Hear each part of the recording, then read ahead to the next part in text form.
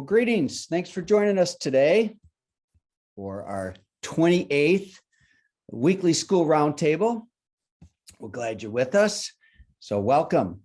Remember, money's not the most important thing in life, but it is like oxygen on the gotta have it scale. So I'm Tom from Qnity. We're here to help create greater prosperity, which means great money, but doing what you love and having a great quality of life. We're super excited about our money course, Financial Success for Students, Financial Literacy, which is really helps students take a topic that's confusing, overwhelming, maybe not of interest, and making it simple, visual, and a clearer path towards great prosperity so that they can have the money skills to match their art and heart. Our whole model is based upon how we can make it simple, visual, and actionable. So for all of you today, we want to thank you for spending your attention and time with us, two of the three currencies we have in life. So again, thanks for spending your time with us. Last week's guests were Lauren Moser and Roderick Samuels. They were awesome. If you weren't able to join us last week, it is on our YouTube channel. Check it out. Great insights about both of them. So hopefully you'll have a chance to listen to it. This week, we have Sam Brocato live from New York City. And we also have Erin Kuhn live from Philadelphia. Erin's going to be joining us in a couple minutes, and she's going to be on at the beginning. And then she has to leave at probably like 20 or 25 after the hour. What we're going to cover today is, we were part of a conference last weekend. It's a conference that we go to every year. It's called the Serious Business Conference. And we were there in person. And there's always such great things to come out of this conference. The speakers are amazing. The breakouts are amazing. So what we wanted to do is just share some insights that we had. I invited Sam and Erin to join us to share some of their insights. Hopefully you'll get some light bulb moments today. And again, past recordings of these are on our YouTube channel. Shout out to our sponsors, Pivot Point, who is our partner, and they host our money curriculum, which is an 8-module course to bring financial literacy to students, which has been sorely, sorely needed. We hope you'll become a money school. You can go to qnityforschools.com. And that's where you can go to book a demo. Also want to acknowledge Lightheart Sanders, the CPAs that work with many of you to help with audits, et cetera. Jared and other members of his team have been great contributors to the roundtable. So again, we hope you get some light bulb moments today. We do have a 9-grid, one of our visual thinking tools, which you can use to mind map, storyboard, or otherwise come up with your notes for today. All right, so let's get right in here. And Erin, let's have you join us. Hello. Hi, Sam. Erin. Well, Erin, you were present at Serious Business, Yes. not just as a participant, but you actually were one of the presenters. And actually, they had a really cool little sketch that summarized your presentation and on financial literacy, but a little bit of a twist for our school audience here, Erin. I mean, our school audience, we've talked to them primarily about our money course for students, but I think what you did was just really put a big stake in the ground to demonstrate the importance of financial literacy for employers. So not just for students, but also for members of the team. So Erin, thanks for double dipping here. You did this like 3 times on Monday, and you had such great nuggets. So some of the things that a lot of people enjoyed about your presentation was really some of the stories that you shared, you know, and your journey, your sort of authentic journey through financial literacy. So there's the eviction story. I know you love telling that story. It's a bittersweet for you to tell that story, but. Well, I mean, you know, part of one of the things that I shared in the presentation is, you know, for those of you that are tuning in that know Tom or know myself, Tom is a finance guy. And for those of you who don't know, I'm sure people do know on this call, but we are a father-daughter team. So a finance guy did raise me. I got a good education. And so I found myself in my early 20s living in Chicago, very, very stressed about money, constantly stressed. I think I was like, just had graduated college, living in the crappiest apartment because I was so stressed about money. And it was always a sense of angst, right? Like always stressed about my bank account, always worrying. And honestly, that was really impacting other areas of my life, right? My financial life I was starting to get stressed in my relationships. And I was always like feeling like this sense I wasn't good enough. And I had kind of a chip on my shoulder. But I would say kind of the awakening for me was I got an eviction, not an eviction notice, actually an eviction warning on my apartment building living in Chicago. I came home to that. And what had happened was I lived in a very large building in Chicago, and they had a policy that if your card got declined at all for rent, they just stamped that on your door. So like as a young 20-year-old, like it was shocking. I was super embarrassed. I was super scared. I cried. I had to go take in a cashier's check to some random area of Chicago because they wouldn't let me repay with my credit card. And at that moment, I was like, how does this happen to me? Right? I grew up, I'm very blessed. I had a great childhood. I had education. I went to a 4-year school that I got a little bit of personal finance. So like, how was I experiencing that? And if I was experiencing that, certainly others were experiencing that. And that's really kind of where I began my own financial literacy journey in my 20s. Now, fast forward, I'm in my early 30s in a very, very different place. But what was really kind of the key for me was how and why did I not learn about financial literacy in school? Number one.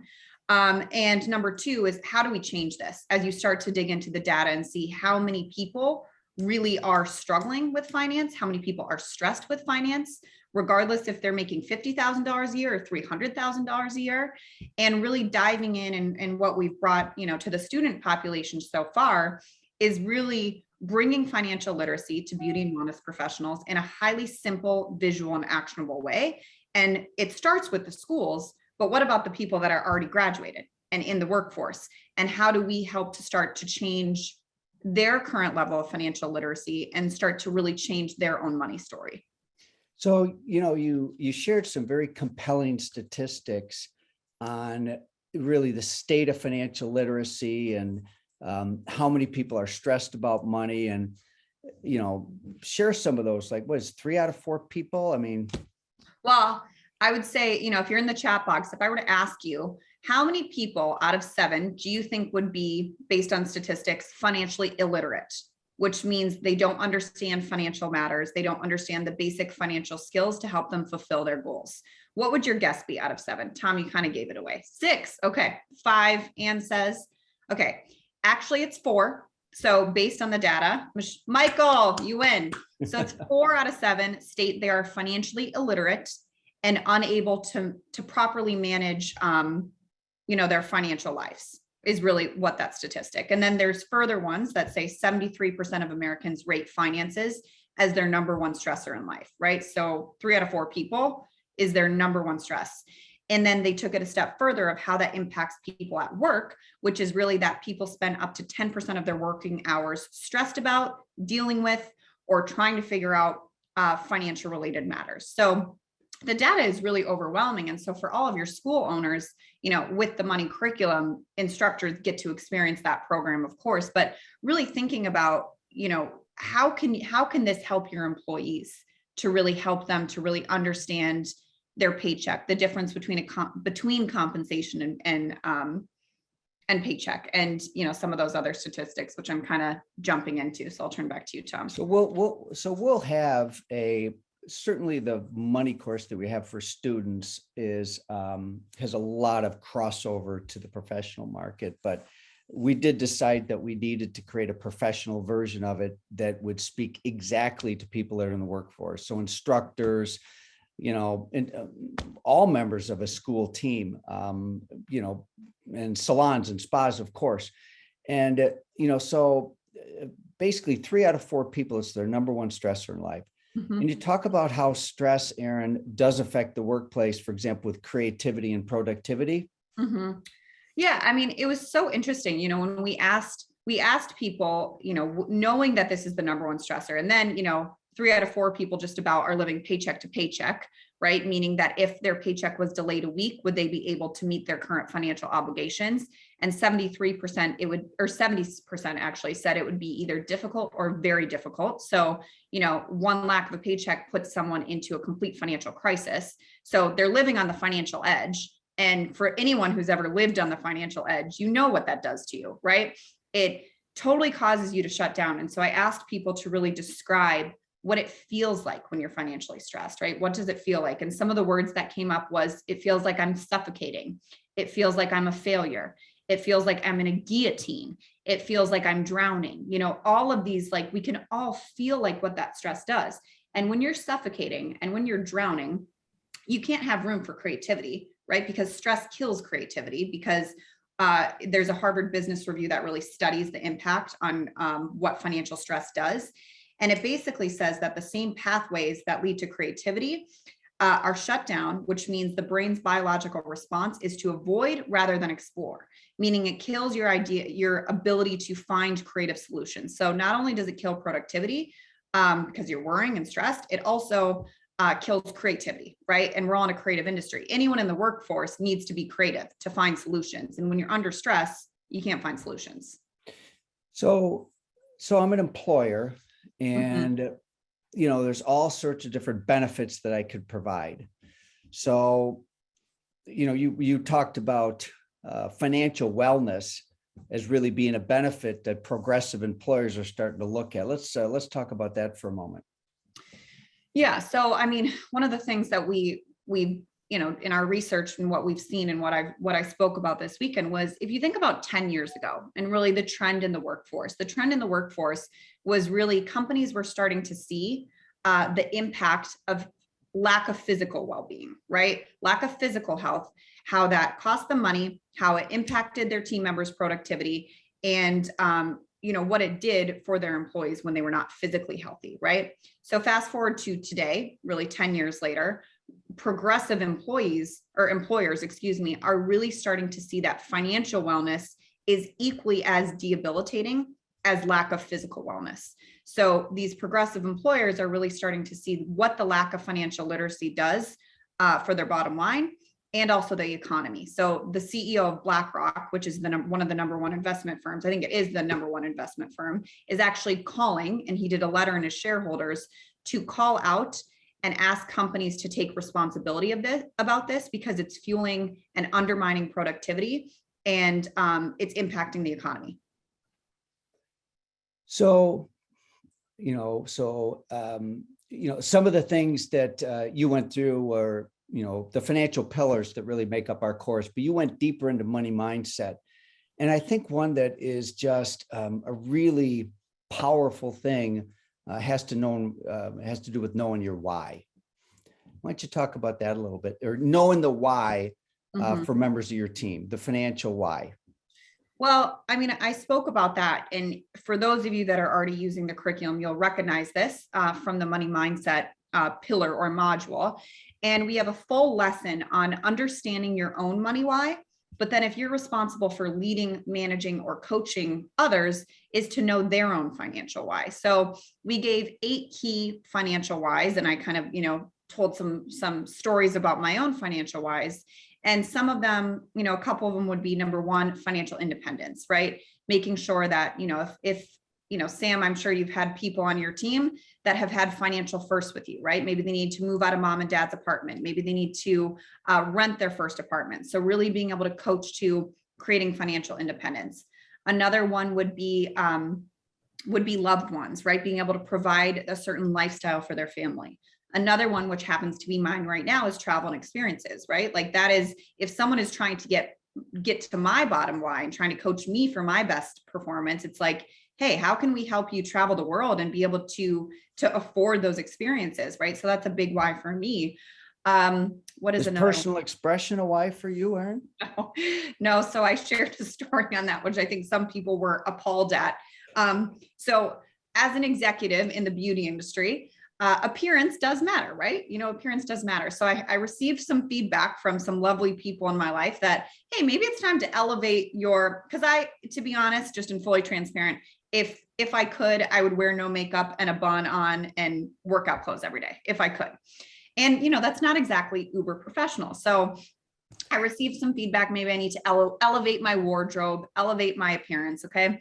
And so I had myself convinced, and I talked to a few other female executives like, hey, if I'm going to invest in my appearance, where should I start? Right? Like, I'm not a big shopper, things like that.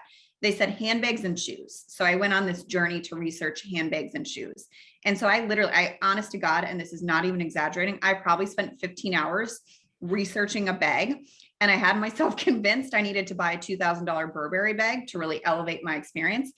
And I dragged my boyfriend and his dad to the Burberry store with me to look and try them on. I researched, and then I was like, this is not my why at all. Why am I even doing this? And so I didn't buy it. I didn't want to. It didn't connect with me after spending all that time. And I shared a story of the dress that I was presenting in. And I showed a photo of me 8 years ago wearing that same dress that cost me $20. And some of the people who really love personal expression was sitting in the back. I had someone tell me, he was like, I was appalled. You're wearing the same dress from 8 years ago and it's $20. But you know what? And then we talk about in our curriculum, really the difference between frugal and cheap. And, that example of me, maybe I could be borderline on frugal versus cheap. So that's something I need to look at. But travel and experience is my why. And I'll be going to Norway and I will happily spend the money to go through a hike in the fjords, because that is something that's really a why for me. So I think, really coaching. And if you're trying to drive performance to someone, understand their financial motivation, right? And understand the financial why and help them build a plan to get there. Is it paying off debt? Is it financial freedom? Is it freedom from worry? Which obviously we know if over 3 out of 4 people are, stressed about money, that's probably a big one for many people. So. Awesome, Erin. Let's bring Sam into the conversation here. So for those of you that don't know Sam Brocato, I feel like everybody does know Sam Brocato. If you don't know Sam Brocato, you need to know Sam Brocato. Sam has a legacy in the professional beauty industry that goes back a long time. And I believe you said 50 years. I don't believe you. You're such a fit and energetic and enthusiastic and passionate and young looking guy. And you've been a regular contributor on the Roundtable. So thank you. And you were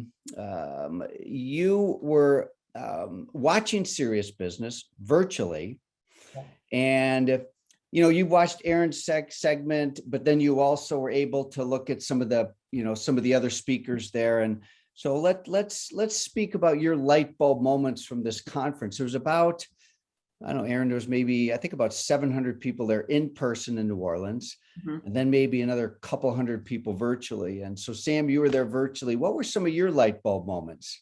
Well, I'm going to start because I know Erin's going to leave and compliment you again, Erin, on a wonderful presentation. It really is so warming to me because having been in the beauty school business myself, I had over just shy of 400 students when I sold my schools, actually to the Neocorp that does Serious Business. I sold my 2 schools. It really warms my heart to know that a lot of those kids leave the school and they either just have debt, they don't know what they're going to do, they don't know where they're going to go, they don't even understand the emotions they're feeling about it. The way you're describing it, this brings so much clarity to the conversation, and it'll help them realize at a minimum, hey, we can take you to the water. We can't make you drink it, but here's how to drink it. Here's what it tastes like and all. So I really admire what you've done, and I'll probably listen to it one more time, the recording from the other day. Overall, I think part of the why now is more equal amongst all of us globally, and that is the trauma piece of it. Before, people were afraid to talk about it in every single area, and I just mean trauma. It could be anything at all, but financial trauma, when I was a kid, I remember there were 7 of us, 7 kids in the household. My mom and my dad were a couple, and my dad would buy ice cream and slice it in pieces because he couldn't afford to buy a lot of ice cream. My mom would buy powdered milk and add it to a gallon of milk to make 5 gallons of milk so we would have enough. So I lived in technically with an upper middle class household, partially because our grandparents helped. And my dad was a professional. He was an architect, designing beautiful buildings and lots of fabulous things. But the mindset was really about scarcity, and it wasn't about abundance. And so I came out of that, other than being a lawnmower kid, throwing newspapers and things. I went out looking for my own way to talk to myself about money. I didn't know that's what I was doing. But then when I got into the salon business and I started getting those paychecks, I was like, this is absolutely so much fun. And I think that part of what happens is, and what I saw from Serious Business this weekend, is they started it off with the talk about inclusivity and creative inclusivity, which was really amazing, the way Janine, I believe, started it off, and then moved in to loss and grief. And as I've said before, Deborah Neal is one of my living heroes, because I've known Deborah from when she was a little girl that first came on the scene with Edwin Neal II. I was there when she was his girlfriend. And in fact, she shared my spare room in my home with me when I was single and she was dating Edmund in the early days. So we've known each other extremely well for many, many years. And here's a person that is a poster child of, hope that's okay to say that way, for all these painful things that have happened. And that is no different than a young kid in cosmetology school, or even an instructor in cosmetology school that feels trapped in it because they want to share and teach, but they don't really know what they're doing. And part of it is because they're looking over their financial shoulder all the time. So the first thing, it was the trauma piece, and then the piece of inclusivity and how we're shifting in a very positive way. And the second piece is about understanding the trauma, and that because of COVID and all these things that have happened, global warming, all these things add up to a perpetuation of a global PTSD. And so they want to share and teach. So I think that what I got particularly well, Tom, from the event this weekend, was that you have to first get it down, boil it down to the essence of I agree totally, you have to have a why. My why was I didn't want to live in financial mediocrity. I'd seen it, I'd been up close with it, and I didn't want to live there. I didn't want to stay there. But you have to understand the underlying traumas that you may or may not have, how great or how little they are. And then you can begin to build, because if you don't build on a strong set of values internally, I just don't think that you can perpetuate a healthy financial event in your life and move through life in a way that it makes a big difference. I think that anyone who didn't listen in on Serious Business, I'm not sure you can do it, but go in and pay the fee. I paid $200 to be a virtual student. I missed the 125 pre-order, but that's okay. It was worth every penny of it. I would definitely go in and listen to it. If nothing else, listening to what Erin talked about. The key word is healing. That was one of the key words, the ability to go, okay, this is what's happened, but how do we get to a point where we can be functional as we heal? Because you're not just going to heal and then be functional. You have to keep going. You have to show up. You can't crawl in the corner and bundle up and give up. You have to open up, find those people that bring joy into your life, even if it's tiny things that you do. And I just want to point out that, we talked about inflation earlier, and Erin just mentioned the word stress. And I wrote between the two words, the word inflammation, because inflammation is where all the horrible things that happen to our body comes from. And it could be absolutely anything. It's inflammation. Even you and I are getting grayer hair. I have a little color more today than usual. But even what happens in the hair, it's based on a blood supply that has a certain amount of inflammation. It causes the melanin to reduce and to not be as prominent. So inflation is a sign of inflammation that's creating a lot of stress in our world. And really, for me, it gets back to, we sometimes overthink it, Tom, but what we don't want to do is we don't want to overthink it. We want to stay calm. I always use my MPV, minimum primary visionary goal, and keep it very calm and have those goals in place of the things you're trying to accomplish, but don't let the list get too long. the talk about branding. I think Hold on, just one quick second. I know Erin is going to be having to exit stage left. So Erin, we do need to reinforce your membership in the Brain Trust and the $1 Million Light Bulb. Let's give Erin a virtual round of applause. Give her a quick chat. I know she's going to have to exit here just in a second. So thank you, Erin. Sam, I want you to talk about the futurist in a moment.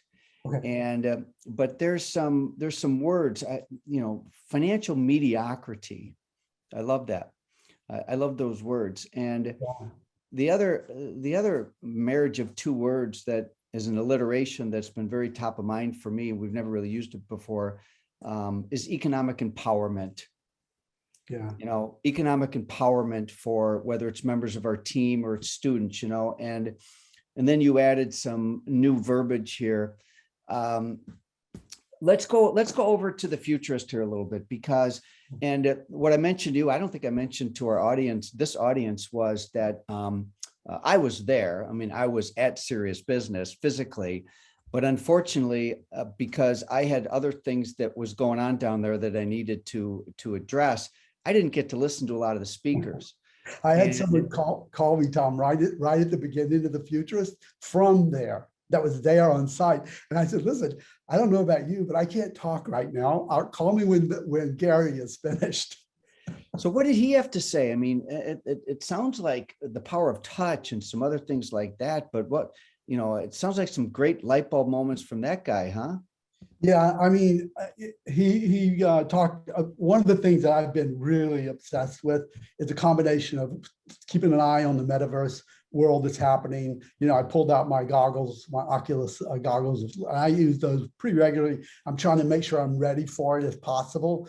But the metaverse thing, he talked about that, how real it is. He made a really important quote though, and he said, listen, don't go into metaverse and start buying the real estate now and say, well, I have to own real estate next to Snoop Dogg. Don't do that now. Now is the gold rush where everybody's, trying to land grab and the prices are higher. So as far as metaverse, I think you don't want to be a pioneer because they end up with the arrows in their back. I think you want to pull back, let the rush happen.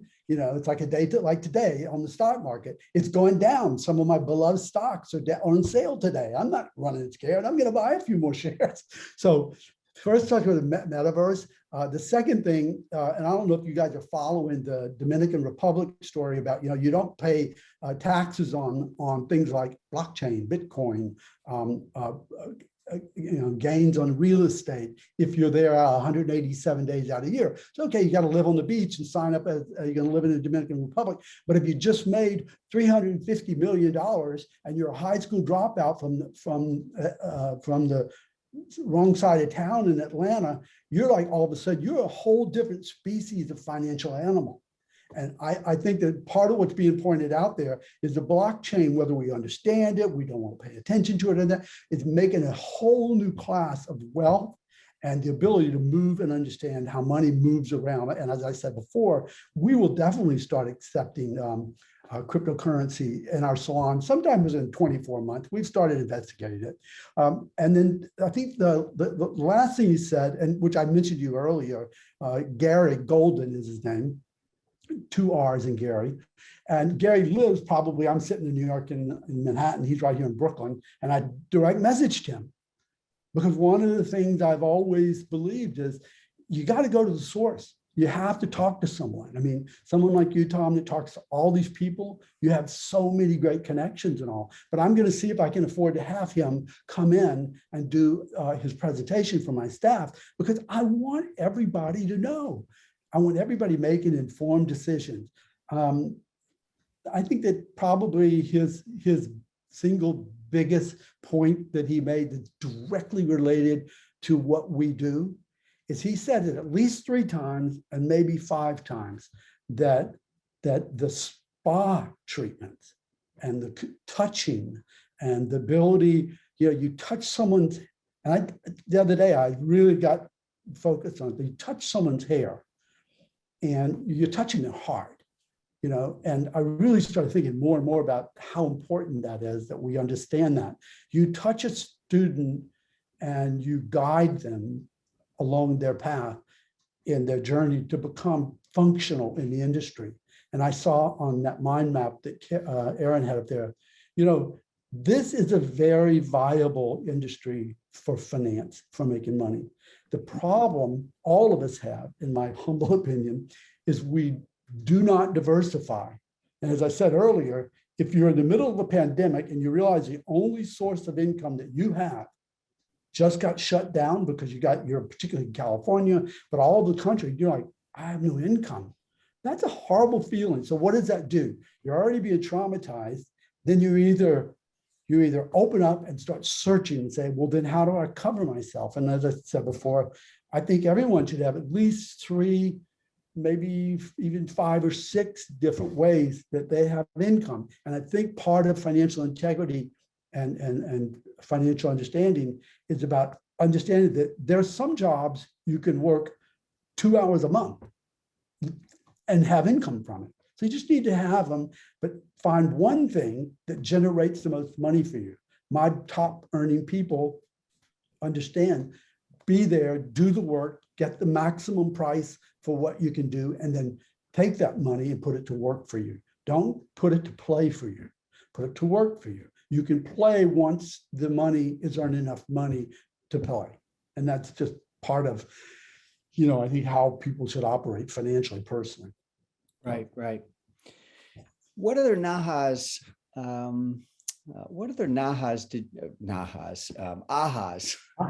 what other ahas or light bulb moments, excuse me, my mind was, I was attaching to something else there for a moment. What other light bulb moments did you get?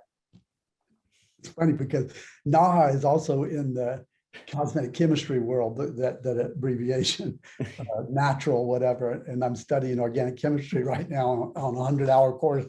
And yeah, I keep distracted by that. What other aha moments? That we are an incredibly resilient industry. And even if we have, like, we've gone through this time about booth rental, and people think, if you ask 50 kids sitting in a cosmetology class, how many of you want to own your own salon one day?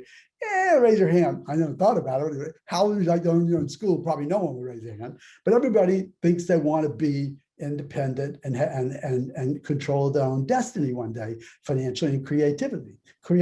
Well, guess what? You are. Even if you show up in the door of my salon as an employee, or you're across the street or down the street in your suite rental. So one of the ahas I had was the essence of who we are and what we do has not changed that much. There are different things around the edges, like people talking about, well, why do you have to work on Saturday?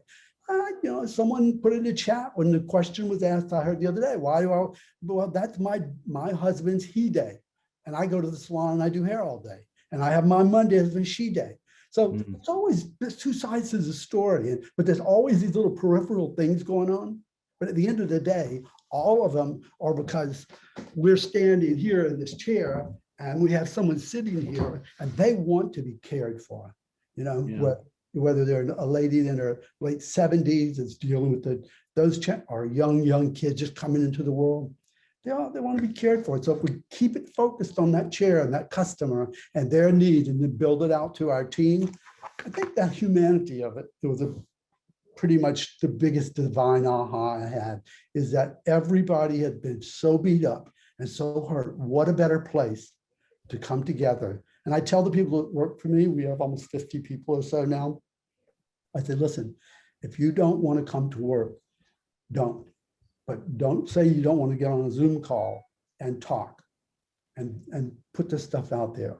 Make sure that you're open in your arms, not wrapping yourself up like this. There are times to cry, but you need to be really strong and you need to keep growing. And I think the beauty school environment is just such an amazing, I love that I had so much fun in that environment for so many years.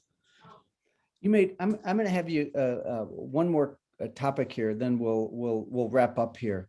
But you said something earlier that just made so much sense to me, and it had to do with team meetings, Yeah. And your evolution to team meetings. Talk about that for a moment, and then we'll wrap up.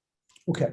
Yeah, so one of the things that came out of the lockdown that started on March 16th of 2020 was we understood, and I think I have a massive advantage personally and with my wife Holly of being by far the oldest people on our team, because there's a certain calm and wisdom that in my opinion, you should have at a certain point, So we were able to throw this blanket of calm of everything, even though we were freaking out like everybody else. We were like, you know what? Let's all get on it. Let's start talking. So we started off doing Zoom class calls almost every Monday. We put them together, and we built on that. Now we've evolved to the 8 seasons, which is a Qnity idea, which is a great idea. I'm using it also for product development now. But so we moved to the 8 seasons where we get on the calls, and what we find is that everybody's on the screen. The worst problem we have is someone will ghost us and just put a picture of their dog or something. But we tell them, put your face up. We want to see you. We want to know. You can be laying there, with your cat crawling on your face and no makeup. But we get almost 100% attendance. We even have a couple of 3 people that are not even working, but maybe 3 to 5 days a year. And they jump on the calls with us. So it's a really nice time. I highly recommend getting used to the technology. Obviously, I wouldn't buy the stock right now. It's way down soon. But I do, maybe you should buy it because it's so far down. But yeah, Tom, that has worked out for us as a great way to communicate. We've got a lot of chat things going on that while we're in our meetings. We have a very scripted meeting that lasts up to 2 hours. And we get an open session several times during the meeting so that we get optimized interplay. And I recommend that for anybody, particularly if you're multi-location. Wow. I thought that was such a brilliant insight. I recall as a salon owner, multi-location, but whether it's just individual, just how frustrating it was for both parties. A team member that couldn't make it to the salon meeting because they didn't have daycare, it was their day off, whatever. It isn't that they didn't want to. And then the frustration as an owner is like, gosh, I wish everybody's at a meeting. And I thought, wow, what a brilliant idea. And until this morning, I hadn't really thought about it until you mentioned it, that, why not do your team meetings virtually? You're in person together. It's if you weren't together physically at all, it'd be like, yeah. But I love the idea from an attendance standpoint. Yeah, starting on February 4th at 11 a.m. We start a group of one-on-ones we're doing in person. So we'll have 3 to 5 people together, and I sit in on all of them. Sometimes I only stay halfway through, but I do think that you need that touch point, and we've upped our touch points as it relating to people. But we keep it simple, and we don't get so obsessed with oh, you didn't do it right, or you didn't show up, or you didn't dress right. We really look at what their need is and what they contribute to the greater goal. If the business is doing well, then people are doing a good job. I mean, even if it looks like they're doing bad over here, and the business is doing well, then overall, you're doing well. So work on the things that you're working on, but certainly don't blast them out to everybody, because one person, it should be a one-on-one conversation, or maybe 2 people need to be talked to and given some guidance, not told necessarily what to do, but given some guidance so that they can, walk the DNA story and the culture of the school business itself. Schools are so important, obviously. Well, let's everybody give Sam a virtual round of applause. Give him a little shout out in the chat. Here you go, the $1 million light bulb. You've been such an active member of our Brain Trust, always willing to jump on. So great insights, Sam. I so appreciate you, and I know our guests do too. So you double dipped today. I had you on both roundtables. So thank you, my friend. I appreciate it. My pleasure. I'm going straight into class online now. So. All right, sounds good. Well, we'll see you later. For the rest of you, let me wrap up. Let me see what else. I've got a couple other things for you here. I'm got to share my screen, and we will take this to the finish line. All right. All right. So, gosh, I certainly hope you guys had some light bulb moments today. And, in terms of what Erin went through, we do have a pro version of the money course coming out that really is for people that are in the workforce, non-students. So anyway, what I want to do is, this is something that was offered to attendees at Serious Business. And if you want to take part of this, there's a QR code. And this is an opportunity to receive monthly financial literacy video lessons to share with your team. So these would be things that come from a money course, but it's more directed at your team. So there's the QR code. Go ahead and scan it there, enter your name, and then we'll make sure that you're part of this. On May 15th, we will be celebrating members of our Brain Trust and all the amazing light bulb moments. For example, ones today. I think I used this quote a week or two ago: "A mind stretched never returns to its original form," by Oliver Wendell Holmes. And certainly these members of the Brain Trust have stretched our minds. And so we need to express our gratitude, and we need to celebrate that. So in Scottsdale, it'll be a fundraiser for Beauty Changes Lives. And that'll be a Sunday night, and that'll be followed by an event that we call the Fill, which is an opportunity for people to fill their bucket and fill the gaps in their business.